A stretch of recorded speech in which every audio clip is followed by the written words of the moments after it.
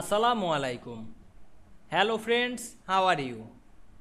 Welcome back to our another video. In this video, I am going to show you how to show comments in Word on right side.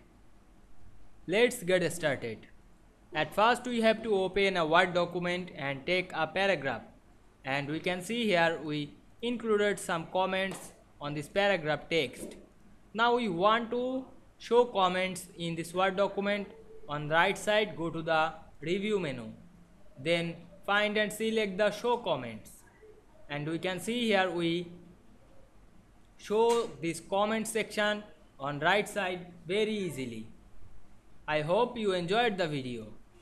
Please like, comment, share and subscribe my channel. Thanks for watching.